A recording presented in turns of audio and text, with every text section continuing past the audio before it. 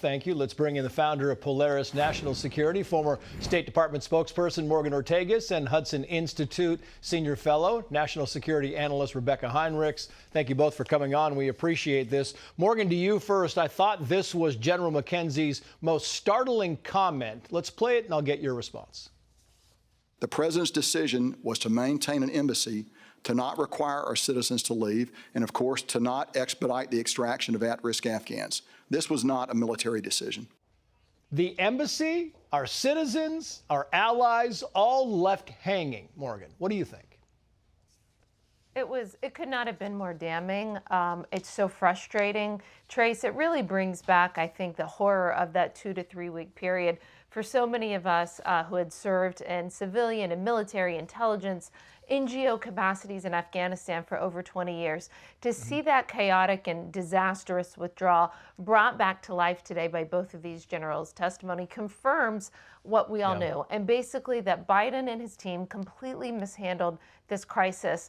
They didn't trust the military leaders. They thought they were smarter than them. They made political decisions. And you know what? Biden ended up paying a political price. He's never really recovered in the polls from it.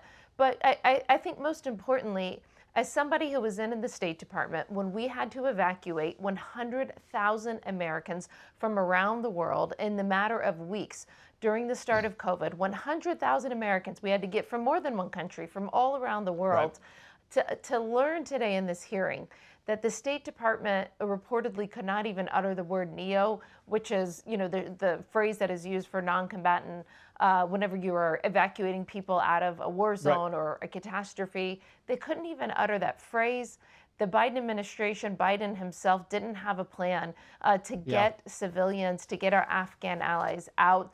I think the biggest shame is that nobody was really held responsible for this. And as much as I appreciated both of the generals' testimony today, what I don't understand is where was their boss, the Secretary of Defense? Why wasn't he communicating all of this to the Secretary of State and to the National Security Advisor and to the President? Yeah, Morgan, and it's also important to note that Joe Biden has still not taken any responsibility. Let's go back to 2021. Here's ABC News an interview. Biden, Stephanopoulos. Watch.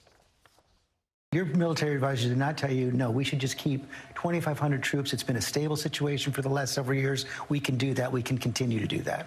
No, no one said that to me that I can recall. Rebecca, the strategy has always been deny, deny, deny. Well, this was actually what I think the most devastating point that was made. Both of the generals said that all of this could have been mitigated, that there would still be some risk, but the risk would have been worth it if they would have kept that residual force, those special operators there, to make sure that the civilians got out and that this came to a peaceful diplomatic conclusion rather than rushing the military out first, leaving the civilians behind, and then essentially outsourcing the security, the perimeter of the evacuation to the Taliban over and over again. So I really think that was the worst point, that this could have been avoided had the president listened to his military advisors and left those 2,500 troops there. And very quickly, I want to get to this because we talked about Afghanistan. Now let's move on to Haiti. We spoke with a man who was helping Americans get out of Haiti. He said this. Every American that's stuck in Haiti is absolutely at risk, no matter where they are. There's people on the isolated side of the island, and there's people that are stuck surrounded by kids with belt-fed machine guns. So it is incredibly dangerous. It's very scary. And as it goes on, Morgan, you know, Americans are getting in deeper in peril. Yeah, there's a pattern of leaving Americans behind. It started in Afghanistan, as the generals talked about today. We still don't know the number of Americans left behind there. We still have 5 Americans that were left behind that are held hostage by a terrorist group in Gaza. And now in Haiti, you have Americans, you have Christian missionaries that can't get out. This is a pattern, and there's clearly an execution problem at the State Department that has to be dealt with. 15 seconds to you, Rebecca.